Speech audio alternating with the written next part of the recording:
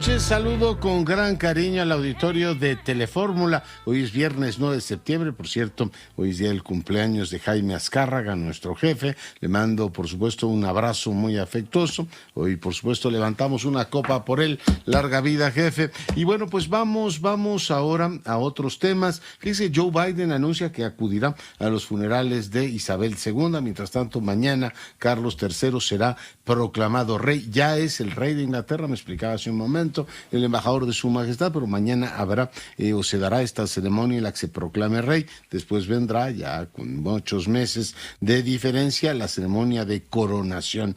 El día de hoy, en un discurso, en su primer discurso como rey, prometió continuar con las funciones, los deberes de la monarquía, con responsabilidad, darle continuidad a las tradiciones liberales, al sistema parlamentario que ha dado a los británicos efectivamente pues este modelo de convivencia. También destacó que tendrá que hacer cambios en la familia real. Ya hay nuevos príncipes de Gales, su mujer asume el papel de reina consorte y el monarca, bueno, pues hizo una serie también de alusiones a sus hijos. Previo a este mensaje, Carlos III se reunió con la primera ministra, quien posteriormente asistió al servicio fúnebre en la capital, en la Catedral de San Pablo, en honor precisamente a la reina Isabel II. Hace unos momentos platiqué con el embajador Benjamin aquí en México, embajador de Su Majestad, y reiteró la invitación para que quienes quieran acudir a su residencia allá en Virreyes a firmar el libro de condolencias en la embajada, lo puedan hacer. Y bueno, pues destacó por supuesto también la actuación de Carlos III en su primer día como rey. En más información, quiero decirle que bueno, pues el presidente de la República reconoce a los ministros por retirar el proyecto de la prisión preventiva. En este caso, bueno, pues es un triunfo político del presidente y en este caso al felicitar a los ministros manda una señal muy clara. En el ámbito político también agradeció a los senadores de la República la aprobación el día de ayer de la posibilidad de que la Guardia Nacional dependa directamente del Ejército, lo que aquí en México se aplaude. Sin embargo, la Organización de Naciones Unidas lo condena. Dice que el país va en el sentido contrario de lo que debería ser pues la civilización, o sea, la parte civil del combate a, en este caso, los problemas de inseguridad pública. Bueno, pues seguiremos, por supuesto, con este debate. Por cierto, le informo que el senador Monreal, coordinador de los senadores de la mayoría, se abstuvo en la votación y mandó sus razones a la Gaceta Parlamentaria, de manera que, bueno, pues tenga efectivamente este impacto para que se analicen las razones por las cuales Monreal no votó, no acompañó con su voto el asunto. El presidente el día de hoy se refirió en duras palabras o con duras palabras a los legisladores, los llamó cretinos y los llamó directamente farsantes algunos de ellos. Por cierto, las comisiones de América Latina y de Relaciones Exteriores ratificaron a Alicia Bárcena como embajadora de México en Chile.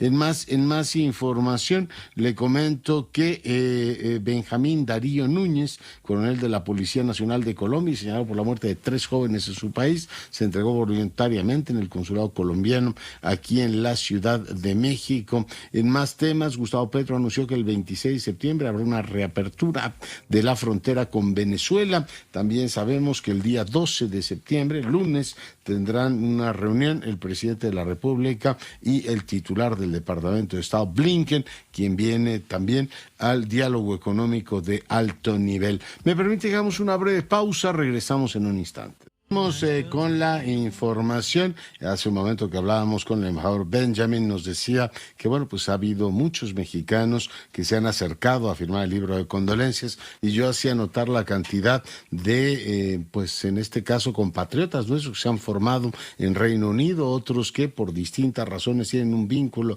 con aquel país. En cualquier caso, pues ha generado un interés muy notable en México, en este caso, pues el fallecimiento de Isabel II, que la recordamos en 2 visitas, bueno, lo recordamos los que tienen ya algunos años, 2 visitas efectivamente a nuestro país. Y yo voy a enlazarme ahora con un distinguidísimo académico y diplomático de este país, Emilio Rabasa. Embajador, ¿cómo estás? Muy bien, muchas gracias, Leo, agradeciendo estar contigo y con tu auditorio. somos nosotros quienes te agradecemos el tiempo. Tú te has formado, una parte de tu formación también se ha dado en Gran Bretaña, país que conoces muy bien y tienes, pues por supuesto, una opinión. Primero empecemos por tu opinión sobre del reinado de Isabel II, un reinado largo y lleno, por supuesto, de capítulos contrastantes. Emilio. En efecto, como bien dices, tuve oportunidad de hacer un posgrado de maestría en la Universidad de Cambridge, Inglaterra, y antes estudios de postlicenciatura en Londres, en la LSE. Entonces eso me dio la oportunidad de conocer más a Inglaterra, a su gente, a sus instituciones, su parlamentarismo, y siempre he tenido una gran admiración por ese país, sobre todo el que nos permitió deshacernos del yugo alemán cuando lucharon solos y dieron la guerra de Gran Bretaña contra Adolfo Hitler. Mira, es un reinado longevo, 70 años en el poder.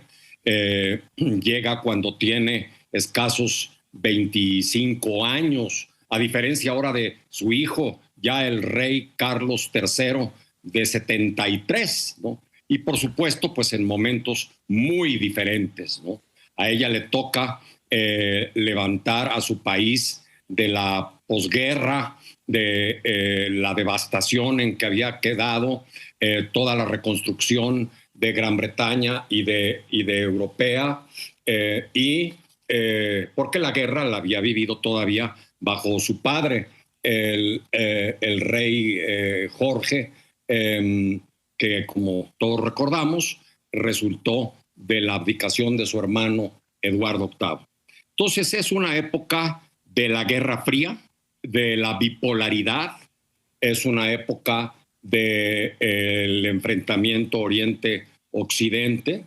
Le tocan eventos muy importantes, algunos trágicos como el desastre minero de Gales, en donde hubo 144 muertos en Aberfan, pero también la descolonización de 20 territorios, nada más en nuestro continente se descolonizan aproximadamente 12 países, sobre todo en el Caribe. Ahora únicamente conservan lo que se conoce para ellos como the Falkland Islands o las Malvinas para los argentinos, ¿no?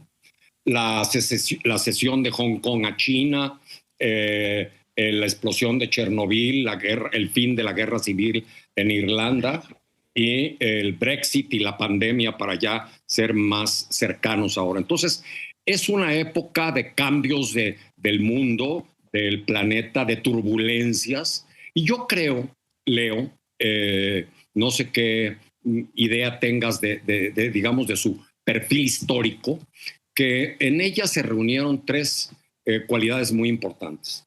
En primer lugar, un profundo sentido del deber. Yo creo que desde el momento en que se entera que puede llegar a ser reina, empieza a absorber fuertemente ese sentido del deber, que consistía en preservar y enaltecer a toda costa a la monarquía. Y esto es algo importante porque mucha gente tiende a ver a la monarquía como oropel, como frivolidad, la corte. Pero un gran autor inglés, que por cierto no era jurista, sino era economista, escribió este libro, The English Constitution, que se convirtió en un clásico, porque ahí describe que los dos elementos, los dos pilares del sistema constitucional inglés son, por un lado, el elemento efectivo, operativo del gobierno, el Parlamento, la Cámara de los Comunes, el gabinete, el primer ministro. Son los que gobiernan. Pero esto es en buena medida posible gracias al otro elemento, al elemento de la solemnidad, al elemento que diría, como tú los conoces mejor que yo, Elgar, de la pompa y la circunstancia, el elemento de la corona. ¿Por qué? Porque en general claro, The British Constitution la escribió en el siglo XIX, no es el caso ahora, pero todavía queda algo de ello. En general, el pueblo reconoce la autoridad en la corona, en el rey o la reina, en la autoridad visible, con toda esa parafernalia y esa oropel. Difícilmente... Cito de memoria a Shakespeare diciendo, el rey es un mortal con ceremonial, ¿no? Sí, es un mortal como lo probó el primero de los Carlos, y efectivamente mueren los reyes, incluso por revoluciones, pero es un mortal con ceremonial. Y el ceremonial es muy importante para reafirmar el Estado, Emilio. Tan importante que esta mujer sobrevive a 15 primeros ministros, 15. Salvo el caso de Winston Churchill, ¿quién recuerda algún sepelio de alguno de esos ministros que ya fallecieron? Creo que ninguno. En cambio, ahora vamos a presenciar en los próximos 10 días un proceso de duelo, de tributo, de entierro, como yo creo que pocos se han visto. Y es parte de ese sentido que se le quiere dar a la corona. Como recordarás, Leo, también las bodas reales, la de Carlos y Lady Di, y la de Guillermo y la princesa Kate, ¿no?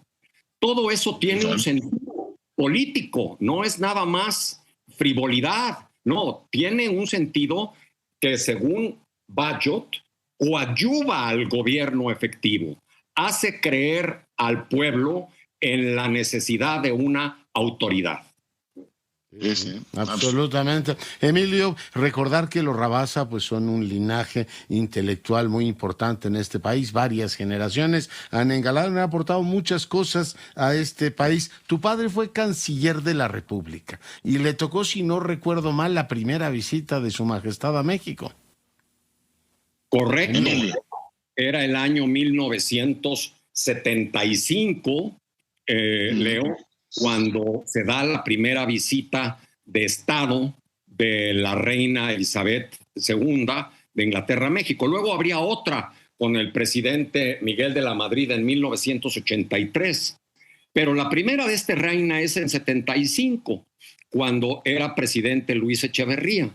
Y ahí conservo unas anécdotas que valdría la pena comentar contigo con tu auditorio, que mi papá guardó, no las puso en sus memorias, pero creo que es interesante para entender un poco también este sentido de la relación entre una mujer como una reina y un hombre republicano, un presidente.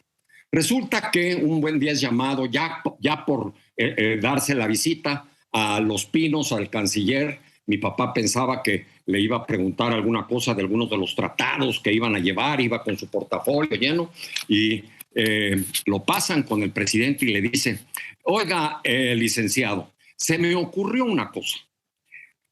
Dígale usted al embajador que sería muy bueno que a la hora que baje la reina del yate Britannia en Veracruz, porte una guayabera.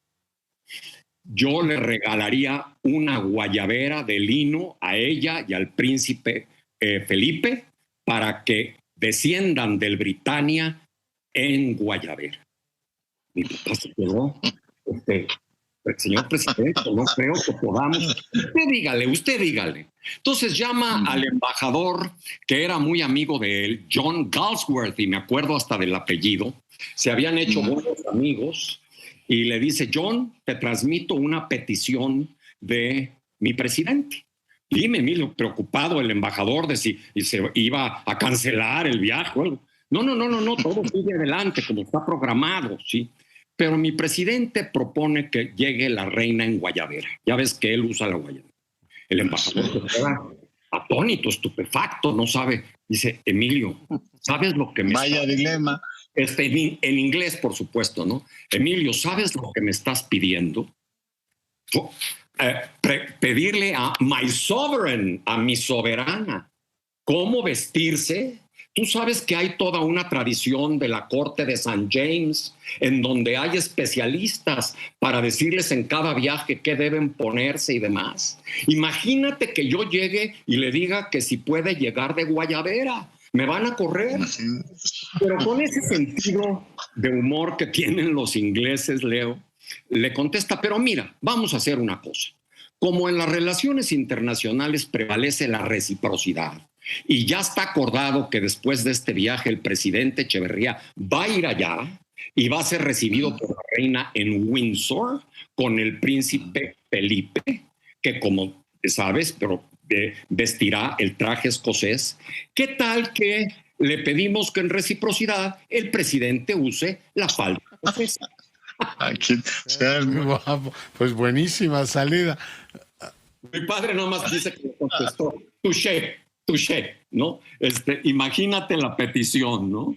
Luego otra era que si debiera o no, que si se le podría aconsejar que no usara la tiara. Perdón, que porque podría ser ofensivo. Al contrario, el pueblo si va a ver a una reina, ¿cuál es el símbolo de la reina? Pues la corona, ¿sí? Y por naturalmente. La reina usó la tiara, ¿sí? En fin, son anécdotas que salpican. Muy buenas. Que nos recuerdan a aquel presidente. ¿Y es verdad aquello que brindó con agua de Jamaica o eso es leyenda urbana? No, claro que sí, le gustaban las aguas de Jamaica, de horchata, en fin, claro que en las cenas de Estado pues se tenía que brindar con champaña, ¿no? Pero por supuesto que sí, le gustaban las aguas de tamarindo, de horchata, de Jamaica. En fin, creo que también murió este año, bueno, te lo imaginas ahí escocés. Exactamente, el mismo año. La reina pues de Guayabera. Siempre enriquecedor hablar contigo. Te agradezco mucho el tiempo que hayas conversado esta noche con nosotros. Leo, muchas gracias por invitarme a tu programa. Buenas noches. Gracias, Emilio Rabasa, académico distinguido, ha sido embajador, fue nuestro embajador ante la OEA, nuestro cónsul en Boston, una larga trayectoria al servicio de la República. Hoy en conversación con usted. Vamos ahora contigo, Víctor Hugo. Hubo un accidente terrible, estamos hablando de una carambola de muchísimos vehículos y también muchas personas lesionadas. Adelante, Víctor Hugo. ¿Qué tal, Leonardo? Muy buenas noches. Te saludo desde la ciudad de Querétaro para informarte e informarle a tu auditorio que fuerte accidente vehicular se registró en la lateral de la autopista México-Querétaro y el cruce con la avenida Cimatario en la capital queretana, en el cual un tráiler se quedó sin frenos y terminó impactando a 23 vehículos. Asimismo, se registraron 36 lesionados y al menos 2 personas fueron trasladadas a hospitales de la capital, de acuerdo con el reporte de Protección Civil Municipal. Según vecinos de la colonia El Marqués, donde ocurrió este hecho de tránsito, un tráiler acoplado con un remolque que en su interior transportaba toneladas de chiles secos, transitaba por la lateral de la autopista 57, pero derivado del exceso de velocidad y la falla mecánica, alcanzó a los automóviles que se encontraban esperando el SIGA en el semáforo del crucero, impactándolos de manera brutal, causando daños a 18 vehículos particulares, 2 taxis, además de terminar su loca carrera impactando a dos camiones de transporte suburbano. A un camión colectivo lo golpeó en su parte trasera, quedando con su chasis y llantas hacia el cielo, además de dejar a un automóvil prensado más. Fue necesaria la activación prácticamente de todos los cuerpos de rescate de la zona metropolitana de Querétaro, quienes se abocaron a la atención de los lesionados. En total, 2 personas de vehículos particulares fueron trasladadas a un nosocomio, pero únicamente para una valoración de rutina. Asimismo, el chofer fue detenido y presentado ante la Unidad de Fiscalía de Hechos de Tránsito en la capital queretana para que responda por este incidente. Leonardo, amigos, es el reporte que tenemos desde la ciudad de Querétaro. Gracias, Víctor Hugo. Y bueno, pues vamos a escuchar el momento en el cual el presidente agradece a los ministros que hayan retirado, bueno, pues más que retirado, reprocesado o reagendado la discusión del tema de la prisión preventiva oficiosa. Y también muchas gracias a los ministros de la Corte que retiraron una iniciativa para quitar la prisión preventiva oficiosa, lo cual nos iba a generar muchos problemas por la corrupción que lamentablemente todavía existe, no solo en el Poder Judicial, sino en el Legislativo y en el Ejecutivo. cada vez menos, pero desde el principio lo dije, hay que barrer de arriba para abajo. Bueno, pues eso dijo el presidente de los ministros. Seguimos con la información. Vamos ahora con mi compañera Sara Pablo. No tenemos a Sara. Vamos con Magda Guardiola antes. Magda, adelante. Gracias, Leonardo. El gobierno federal entregó las indemnizaciones por el accidente minero registrado hace 37 días en un pozo de carbón del predio El Pinabete, donde 10 trabajadores quedaron atrapados tras una inundación. Solo 8 de 10 esposas de los carboneros accidentados recibieron cada una el pago de 4.7 millones de pesos, mientras que 2 indemnizaciones están pendientes hasta solucionarse 2 juicios familiares iniciados por las concubinas de los mineros. De acuerdo al abogado de estas señoras, Miguel Tinajero Martínez, fueron presentadas en el juzgado familiar de primera instancia documentos que acreditan el concubinato, pero será la sentencia judicial la que determine si se les entrega a ellas la indemnización o a las otras reclamantes, que se trata de una esposa y una madre. Este viernes la autoridad judicial dio entrada a la petición de las concubinas y será el próximo 1 de noviembre cuando las partes desahoguen pruebas de este caso y entonces se dé una fecha para la sentencia. La situación laboral de los 5 trabajadores sobrevivientes de este accidente minero ocurrido en Sabinas, en la región carbonífera del estado, no ha sido informada por ninguna autoridad laboral. Comentarte a ti y al auditorio que respecto a la investigación abierta por la Fiscalía General de la República por hechos que constituyen el delito de explotación ilícita de un bien que pertenece a la nación, pues ha trascendido que este viernes en los juzgados federales con sede en Torreón se presentaría con un recurso de amparo la persona identificada como dueño del pozo siniestrado, identificado como Cristian. De acuerdo a la Fiscalía General de la República, esta persona junto con los otros empresarios Luis Rafael y Arnulfo tienen orden de aprehensión pendiente de cumplimentar y bueno, pues esto fue por no acudir al primer citatorio notificado a principios de septiembre, Leonardo. Muy bien, pues muchísimas gracias por el reporte. Muy buenas noches. Gracias. Y bueno, seguimos con la información. Yo me enlazo ahora con el presidente de Provino, Mauricio Cantú, quien está efectivamente en el enlace. Mauricio, bienvenido. Muy buenas noches, gracias por el espacio. Saludo a tu auditorio. Y pues el tema que nos trae ahora con ustedes es una campaña que iniciamos en Baja California que se llama Rescatemos el Valle, donde estamos pretendiendo que la sociedad y los diferentes niveles de gobierno sean solidarios y nos ayuden a frenar la depredación que ha venido siendo del valle en los últimos 5 años. ¿Qué está ocurriendo? Pues ha habido muchas hectáreas, aproximadamente 1,000 hectáreas de conservación, se han deforestado y tú sabes que eso para el equilibrio ecológico es necesario. Aparte se está urbanizando el campo, se está convirtiendo en una ciudad y eso no debe ser, no debe suceder. Las actividades que son de la ciudad se tienen que quedar en la ciudad y el campo tenemos que tenerlo con orden, pero mantener su vocación, que es una vocación agrícola, ¿no? Tú sabes que en Baja California producimos el 75% de los vinos que se consumen en México de producción nacional, ¿no? Sí. Oye, a mí lo que me preocupa, digo, no te pido que me resuelvas este asunto, digamos, ontológico, pero todo lo masificamos en México y todo lo convertimos, lo que es, por ejemplo, una gloria desde el punto de vista gastronómico, agrícola, todo el valle. Ahora entiendo que hacen conciertos masivos, bodas, es decir, todo lo queremos convertir en el síndrome que yo llamo el de Acapulco o el de Cancún. Es decir, si algo está bonito, arruinémoslo metiéndole absolutamente todo. Somos como borregos, Mauricio. Pues precisamente no nos queremos convertir en el siguiente Tulum. Sentimos que es un buen momento donde si todos nos sumamos a esta campaña, que dicho sea de paso, el Valle de Guadalupe no es de nosotros, es de todos los mexicanos y nadie es ajeno. Entonces, a medida que todos los turistas que van de todo el mundo, ¿no? Cada vez tiene más prestigio, ¿no? Sí, y aparte, como te decía, el 1% del PIB agrícola nacional está en los valles de Baja California, los valles que producen uva para vino. Entonces es algo importante, no es nada más una situación de paz y de campo y de algo sentimental o romántico. También hay números duros. El enoturismo produce una derrama de 3,600 millones de pesos al año y tenemos más de 14,000 empleos que dependen de esta zona.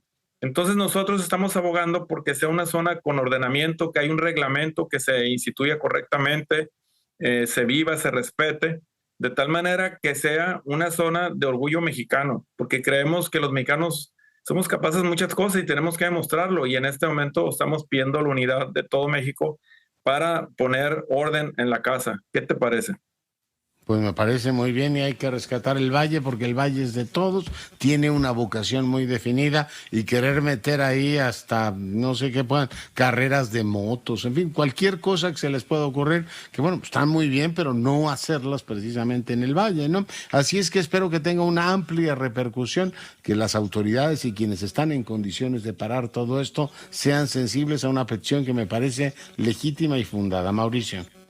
Sí, están empezando a reaccionar. La verdad que hay algunas dependencias como Semarnat a nivel nacional, acaba de celebrar un convenio con el Estado y el municipio para un proyecto de ordenamiento ecológico, pero no es suficiente. Hay empresarios muy voraces que no obedecen las leyes y se van pues metiendo como la humedad y la autoridad no es suficiente. Entonces necesitamos todas las oficinas de gobierno y todas las instancias, los niveles de gobierno municipal, estatal y federal, y la sociedad y empresarios ejemplares que protejamos estos valles, ¿no? Que seguramente ustedes han visitado y si no los invitamos para que conozcas lo que es esta ruralidad, esta paz. Las dos cosas son ciertas. Uno, lo he visitado y acepto la invitación. Así. En la primera oportunidad que tengas, aquí te esperamos para ir a degustar una buena copa de vino y que veas todo lo que hay detrás de una copa de vino, que todo el origen es la tierra, la agricultura, ¿no? Sí, señor, hay que cuidar lo que tenemos. Mauricio, muchas gracias por el enlace. Al contrario, gracias a ustedes. Buenas noches, un gusto saludarlos. Gracias, Mauricio Cantú, presidente de Provino, el día de hoy conversando con usted. Ahí está ese planteamiento, esta idea, yo le llamo el síndrome Acapulco, que era un lugar precioso, nos lo acabamos porque le quieren meter todo y quieren hacer todo en el mismo lugar, que la playa tenga caballos, que tenga motos, que tenga no sé qué. Uno dice, bueno, ¿vengo a una playa o vengo a todo esto? Esta idea de meter todo en el mismo lugar ha acabado con varios destinos turísticos. Esperemos, y esto tiene además una componente pues muy importante desde el punto de vista económico, como nos explicaba Mauricio. Voy ahora contigo, Sara Pablo, adelante. ¿Cómo estás, Leonardo? Muy buenas tardes desde Zacatecas. Estado azotado por la violencia, el presidente López Obrador pues agradeció a los legisladores que aprobaron la reforma para que la Guardia Nacional forme parte de la Secretaría de la Defensa y lanzó pues duras críticas a quienes votaron en contra, los llamó cretinos y farsantes. También cuestionó a los organismos de derechos humanos que dijo guardaron silencio cómplice durante las masacres, aún más calificó a la ONU de florero. Esto fue lo que dijo. Me tiene anonadado, sorprendido, la actitud de algunos legisladores del conservadurismo, su nivel de cretinismo, la hipocresía. De repente, quienes apostaban al uso de la fuerza, violadores tenaces de los derechos humanos, se convierten en paladines de la justicia, defensores de los derechos humanos. Son unos reverendos farsantes. Y bueno, pues decirte, Leonardo, que acompañado de integrantes del Gabinete de Seguridad, el presidente emplazó a los gobernadores de oposición, en particular a los gobernadores del PAN y de Movimiento Ciudadano, para que definan si podrían solos combatir la violencia. Apuntó que hay 19 entidades que tienen más fuerzas federales desplegadas que elementos estatales en operación. Y dijo también que, bueno, pues Ricardo Monreal está en su derecho porque él votó en abstención, está en libertad, pero que no está de acuerdo con él. Todo esto frente a su hermano, el gobernador de Zacatecas, David Monreal, quien expresó su respaldo a la estrategia presidencial. No estoy de acuerdo, desde luego, con su postura, porque está avalando la falsedad, la hipocresía y la politiquería del conservadurismo de México. Pero somos libres. Y bueno, pues decirte que hoy por primera ocasión el general Luis Crescencio Sandoval, secretario de la Defensa, defendió con amplitud la labor de los militares en su intervención de cerca de 15 minutos. Reprochó que durante los sexenios de Felipe Calderón y Enrique Peña Nieto no se les proporcionó el marco legal y por ello, dijo, muchos elementos están en la cárcel. Fue así como defendió la labor de los soldados. Si al llegar el momento en que fenezca periodo ya no podemos seguir actuando en ese ámbito, pues entraríamos con problemas en la institución. La Secretaría de la Defensa Nacional siempre pidió tener un marco legal para poder actuar en el ámbito de la seguridad pública. Y la respuesta fue nunca darnos ese marco legal. Jamás nos lo dieron, ni con las administraciones que nos metieron en esa tarea, ni las subsecuentes. Jamás nos lo dieron. Pues ahí las palabras del secretario, y decirte que después el presidente recorrió algunas comunidades indígenas, Leonardo. Muy bien. Sara, muchas gracias por el reporte. Pausa, volvemos. Vamos con la información. Escuchamos al general secretario decir, hemos pedido, dice, desde hace bastante tiempo, un marco legal que proteja, en este caso, el despliegue de las Fuerzas Armadas para temas de seguridad pública, y no le falta razón al secretario, efectivamente así fue. Lo que quizá haya que recordar también es que en aquella época el bloque que hoy gobierna se oponía brutalmente. Yo citaba hace unos días el discurso de Manuel Bartlett diciendo que la Ley de Seguridad Interior había sido concebida en el mismísimo Comando Norte, y ahí está la cantidad de videos que circulan en estos días recordando que el presidente decía todo lo contrario de lo que dice ahora. Por tanto, pues no se aprobaban las reformas, entre otras cosas, porque no había un acompañamiento ni del revolucionario institucional. Yo recuerdo también a Emilio Gamboa, le pregunté, oye, ¿de qué lado está en el caso el corazón presidencial para la Ley de Seguridad Interior? Me dijo, es inconveniente, no es el mejor momento para aprobarla. Y bueno, pues sí ha habido muchos cálculos políticos sobre el particular. Lo que resulta desconcertante es que eso ocurrió durante todo este tiempo. El presidente planteó la posibilidad de una Guardia Nacional que reemplazara a la Policía Federal.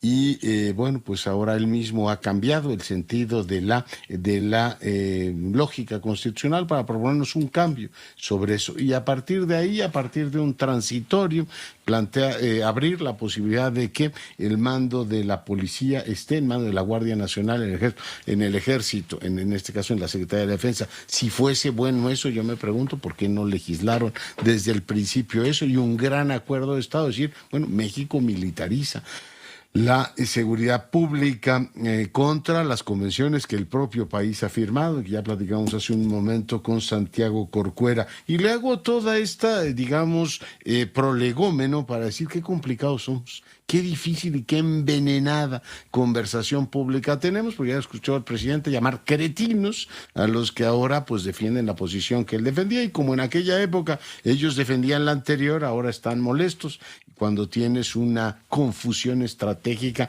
impresionante en la élite que nos gobierna. Y bueno, pues yo saludo a Julio Madrazo, autor de Un País Posible, un manual para trazar el futuro de México, y le agradezco mucho que converse con nosotros. Julio, bienvenido. Buenas noches, Leonardo. Muchas gracias por la invitación. Oye, estar aquí con ustedes. Enhorabuena por el libro. Además me gustó mucho porque, bueno, aunque tú eres más joven que yo, esta idea de que pues esta generación que se va yendo, nos vamos yendo, les estamos dejando a los más jóvenes país absolutamente enredado. Empezando, Julio, déjame agarrar este tema inicial, pues por una conversación pública envenenada, en donde ya no discutes datos, objetivos o consensos, sino todo es tirarnos las almohadas u otra cosa a la cara. Julio. Sí, yo creo que precisamente esa polarización es una de las cosas que más está dañando, pues lo que bien señalas, un diálogo sano, respetuoso, donde por lo menos empecemos a escuchar al otro y a entender el porqué de la opinión del otro, ¿no? Y de ahí que propongo en el libro que nuestra democracia evolucione, y como ha evolucionado durante los 250 años que existe como sistema político, y que seamos los ciudadanos un pilar más de esa democracia, que haya un espacio de diálogo ciudadano, pero que sea vinculante, que lo que los ciudadanos deliberen ahí, trabajen ahí, sea, por así decirlo, un mandato para que las distintas instituciones, el legislativo, el ejecutivo, etcétera, tengan que responder. Y digamos que la rendición de cuentas sea una rendición de cuentas más transparente, más precisa y con mucho más incidencia e injerencia de parte de la ciudadanía, que hoy está absolutamente fuera y es incapaz de incidir en la agenda y en el futuro del país. Tú dices en una parte del texto, dice que hay que efectivamente avanzar. La democracia requiere superar el debate de los datos falsos, la demagogia, el populismo, la retórica, la improvisación, la ineptitud y el autoritarismo, y muy particularmente líderes carismáticos y partidos políticos que prometen y no cumplen. Pero pues de eso está lleno el país. Yo no veo en este caso, salvo desde una lógica voluntarista pura, Julio, que este país vaya a cambiar en los próximos días. Estamos instalados en exactamente lo que tú dices, que se convierte en un tumor cancerígeno para este país. Sí, el país y el mundo, desafortunadamente. Muchas de las democracias más importantes en el mundo están viviendo algo muy parecido, pero un espacio de esta naturaleza, creo, podría ser el antídoto o la medicina para ese cáncer. Y cuando hablo de los retos, uno de los principales retos es justamente que los partidos políticos impulsen una medida de esta naturaleza, porque, lo digo también en repetidas ocasiones en el libro, parte de lo que se propone es que los partidos políticos no tengan el monopolio sobre el destino del país y sobre la discusión de qué necesitamos hacer en México. Muchas cosas que hoy son naturales y las damos por dadas, el voto de la mujer, el voto desde los 18 años, una jornada laboral de 40 horas, etcétera, no existían en el sistema político y económico de nuestras naciones. Son parte de un nuevo contrato social que ha venido ajustándose durante décadas. Y no veo por qué no podamos seguir ajustando ese contrato social. De hecho, creo que es indispensable que lo hagamos y que haya un espacio ciudadano que le dé mucho más capacidad a ciudadanos de a pie. No, los políticos también son ciudadanos. Lo que estoy proponiendo es ir más lejos y que cualquier ciudadano pueda participar en estos procesos. Y no es algo que no esté sucediendo en otras latitudes. Por ejemplo, Macron está queriendo hacer algo muy parecido en Francia, pero desde el Ejecutivo. Y de hecho, en los últimos días ha habido una ola de opinión de los partidos políticos opuestos a Macron en contra de lo que está proponiendo.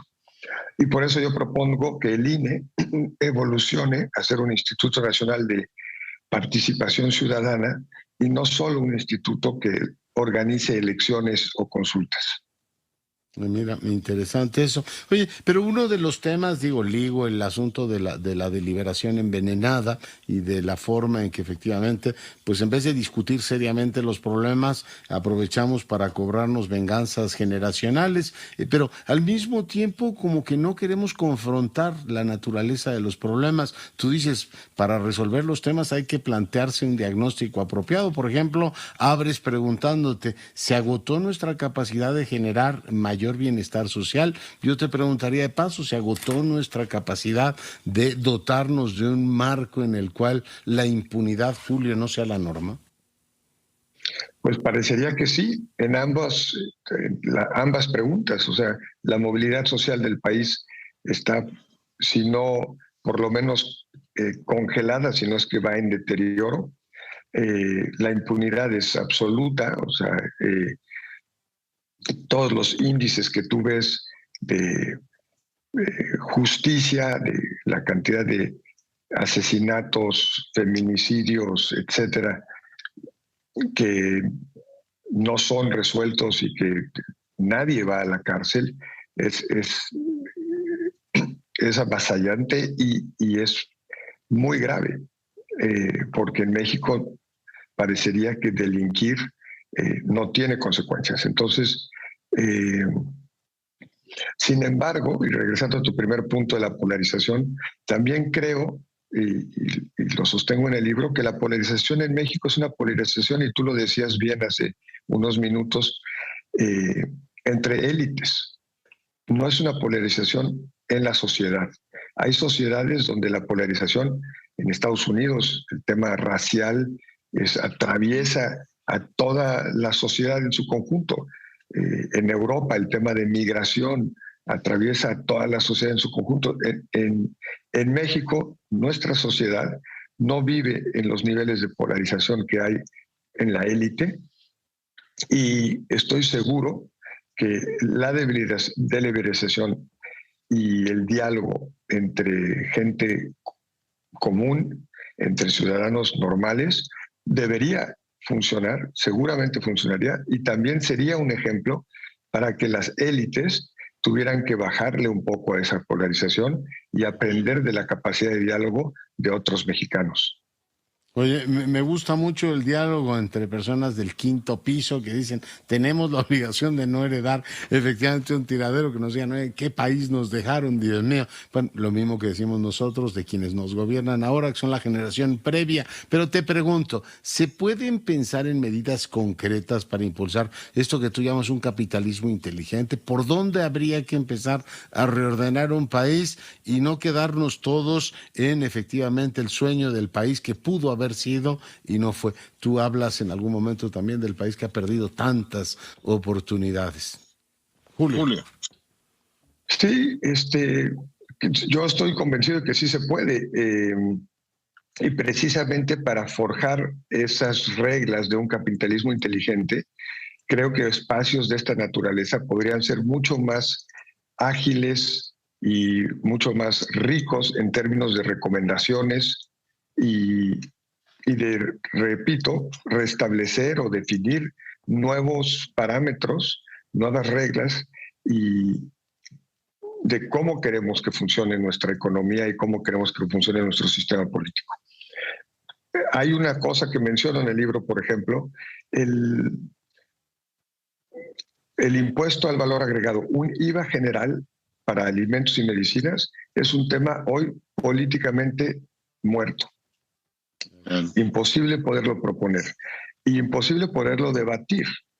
Mayores impuestos, una reforma fiscal más progresiva, donde quienes ganan más dinero paguen más. Hoy tampoco se puede proponer. ¿Cómo elevarle la tasa impositiva, como está pasando hoy en Europa, a las empresas o los sectores que se han beneficiado del COVID, para poder subsidiar o temas de, en el caso europeo, pues del incremento brutal que han tenido a las tarifas eléctricas? En México no se puede dar esa conversación. Y es muy grave que no podamos tener conversaciones de esa naturaleza y que las conversaciones de esa naturaleza estén capturadas por un grupo tan pequeño de nuestra sociedad. Así está. Pues ahí está el libro que ya está efectivamente disponible en librerías, Un País Posible, de Julio Madrazo, consultor, analista político, muy reconocido en México y en el exterior. Te agradezco mucho, Julio, el tiempo que nos hayas concedido el día de hoy esta entrevista. No, al contrario, el agradecido soy yo, y invito a tus teleescuchas, radioescuchas a comprarlo y a ser parte de esta conversación y poder impulsar, como ahí se propone, de verdad un cambio en nuestra democracia, seguir avanzándola y poder tener un espacio deliberativo, colaborativo, ciudadano, en beneficio de todos. Y aunque sea solo por vergüenza, decir, no les podemos dejar este tiradero a los que vienen. Julio, un abrazo y enhorabuena por el texto. Muchísimas gracias. Gracias. Bueno, pues ahí lo tienen. Julio Madrazo, autor de este libro, Un País Posible, publicado por Ariel. Rocío Galván, te saludo. ¿Qué tal, Leonardo? Yo también te saludo con mucho gusto, igual que a tu audiencia. Mira, te informo que Key llegó a Baja California con varios efectos importantes. La cantidad de lluvia y sobre todo los vientos que trajeron este huracán que se convirtió en tormenta, provocaron el cierre de varias carreteras importantes, la Rumorosa, que por los vientos que eran muy peligrosos y también un deslave, tuvo que ser cerrada la mañana de este viernes, en los dos, en tanto los carriles ascendentes como descendentes, y también la carretera transpeninsular a la altura de San Quintín. La zona del estado donde más agua cayó fue San Felipe, en donde, que también ya es municipio, Leonardo, y donde cayeron 80 milímetros, de acuerdo con las cifras que dio la gobernadora Marina del Pilar Ávila. En Tijuana, pues afortunadamente no ha pasado mucho, o sea, sí llovió, sí hubo vientos, se suspendieron clases para evitar cualquier contingencia en todo el estado, pero no hemos tenido la cantidad de agua que se esperaba. Sin embargo, se prevé que para mañana continúen las lluvias y que esta noche todavía se tenga la presencia de lluvias y viento. Por lo demás, Protección Civil, Consejo está reunido en Mexicali. En Mexicali también, Leonardo, llovió, a pesar de que venció que no iba a llover, sí llovió en todo el estado, y también esto provocó problemas serios porque pues Mexicali es una ciudad donde llueve poco y cuando llueve pues es un desastre. Entonces, este es el panorama general. Más que nada fue la afectación en carreteras. Hay colonias inundadas en la zona de San Felipe y en Mexicali también, pero en general pues no llegó con la fuerza y el impacto que se esperaba. Es lo que podemos informar. Muy bien, pues muchas gracias, Rocío, cuídate mucho. Y bueno, pues el día de hoy Carlos III dio su primer discurso tras el fallecimiento de su madre, la reina Isabel. Parte de lo que dijo fue esto. Yo ahora también, con devoción, me comprometo, a través del tiempo restante que Dios me proporcione, a mantener esos principios constitucionales en el corazón de nuestra nación. Y donde quieran que vivan en el Reino Unido o en los reinos y territorios a través del mundo, y cualquiera sea su contexto o creencias, me empeñaré a servirlos con lealtad, respeto y amor. Esto es lo que dijo el rey británico, que tiene, bueno, pues entre otras cosas, me lo recuerda la maestra María Pía Lamberti, a quien le mando un gran saludo, que además de todas las funciones políticas y representativas que tiene, es la cabeza de la reina de la Iglesia Anglicana. Se recuerda que desde Enrique VIII, aquel famoso desacuerdo con el Papa por el tema del divorcio de su mujer, lo llevó a proclamar la Iglesia Anglicana, y desde entonces el monarca británico tiene esta condición, igual que el sultán turco tenía el control político, además era califa, ¿no? El líder de los creyentes. Bueno, en algunas repúblicas también tenemos presidentes que son líderes de creyentes, por otro lado, pero bueno, estoy hablando de iglesias, ¿no? Y en este caso, sí, la cabeza de la, en este caso, Iglesia Anglicana es el rey. Voy con el ingeniero Hernández Unzón para el último reporte. Ingeniero, ¿qué esperamos? Buenas noches. Muy buenas noches.